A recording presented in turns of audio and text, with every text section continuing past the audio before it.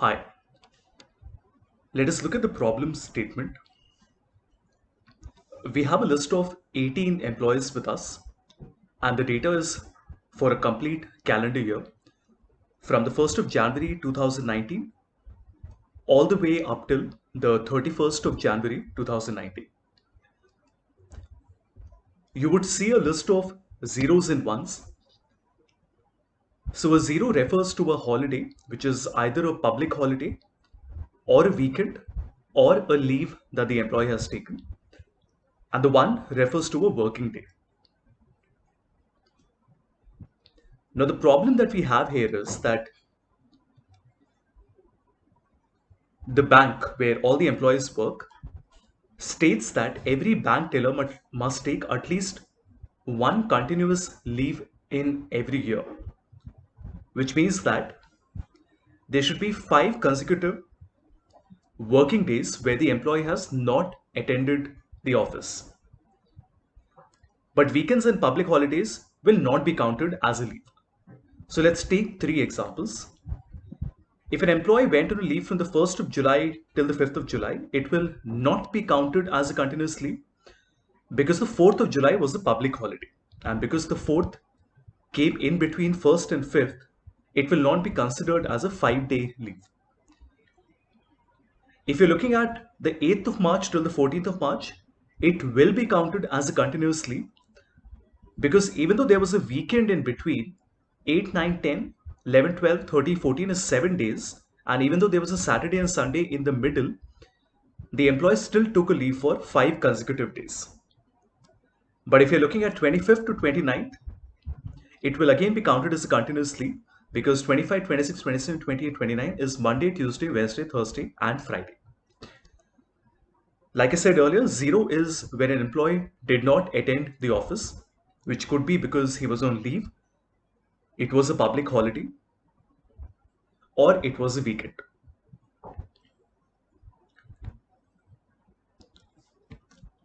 Let's understand how we will go about it. So we have 365 dates with us, and I also need a public holiday list. So I'll just call this public holiday and I'll take the data set and put it here. Excellent. So we have a public holiday list. Let's call this table public holiday. And on the main sheet, let's call this table the main table. Okay. Now the first thing that we want to do is so I'll just write the points here. We want to remove all holidays and we want to remove all weekends. And finally, we also want to find whether 5 days of leave was taken. Now, obviously, we don't want to remove the holiday and weekend manually by going column by column because remember there are 365 columns and it doesn't really make a lot of sense to do it manually. What we want to do here is to go to data and then send this data to Power Query. So from table oblique range.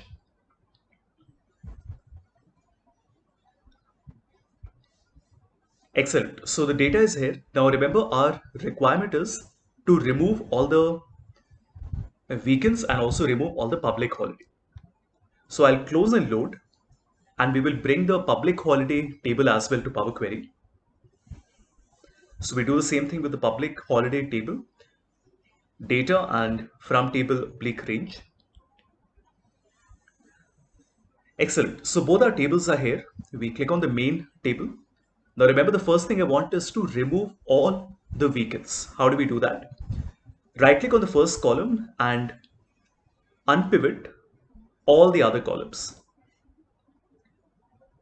This means that the entire header for 365 days will come as a column like this, which is attribute.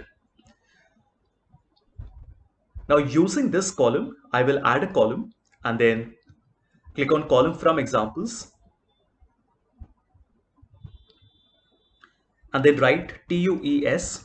Now this will allow me to find out which day of the week is every single date. So you notice it now tells me which day is Tuesday, Wednesday, Thursday, Friday, Saturday, Sunday, and Monday. Press OK. Now, why have we created this additional column? Because we want to remove the Saturday and Sunday. So let me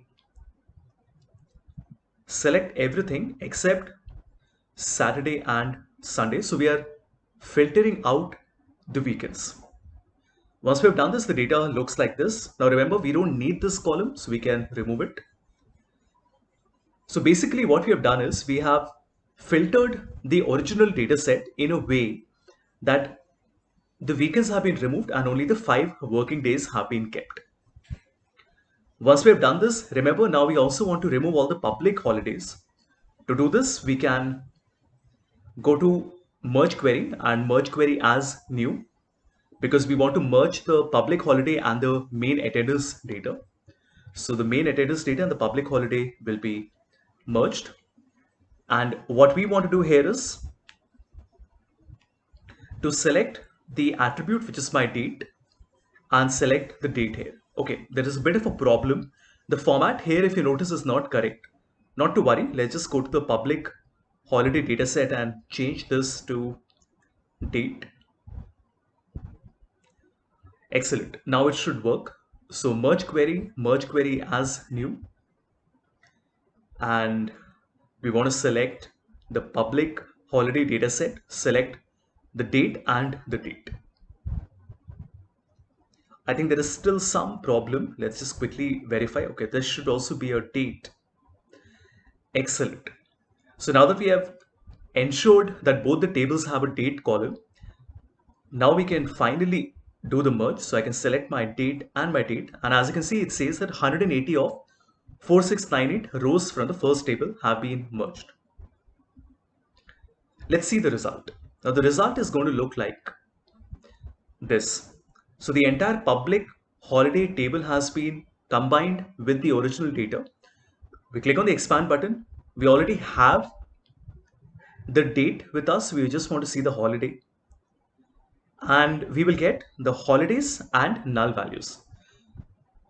Now what we want is to only keep the dates which are working, which were not a public holiday.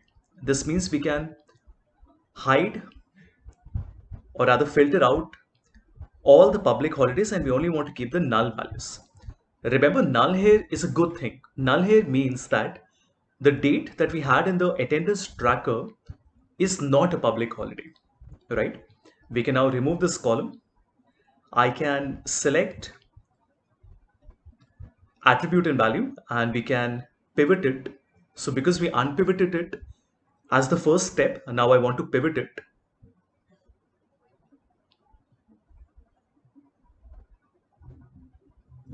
And our data will go back exactly to the way it was given to us originally. But if you notice carefully in our original data, if I just go back to my first step, it would tell you 1st of January, 2nd of January, 3rd of January. But if you notice the new data set, it has the 2nd of January and the 3rd and the 4th. And if you notice 5th and 6th is not there. And that is a validation that the weekends and the public holidays have been removed. Let's just verify it once again. You notice that 21st of January is a public holiday in the US. And here, if you notice, if I scroll to the right, you will notice that 21st has been removed because it is a public holiday. 1920 has been removed because those were weekends. So we have got the data set that we wanted. Okay, now we want to combine all these 365 days, or rather 365 minus the weekends and the public holiday.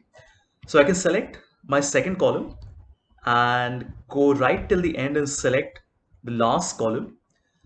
And then in add column, we will click on merge columns.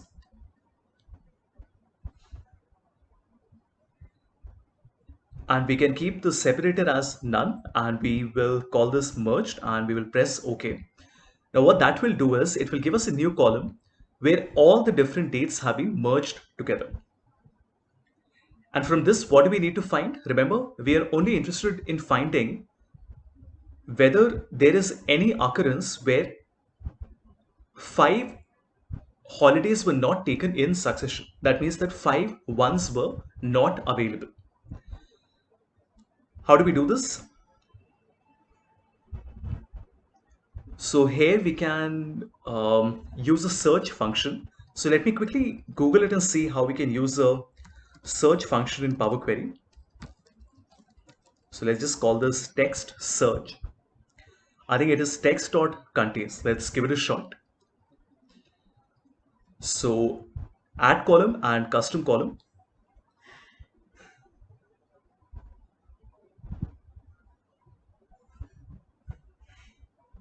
And let's just call this find 5 holidays, and this would be text dot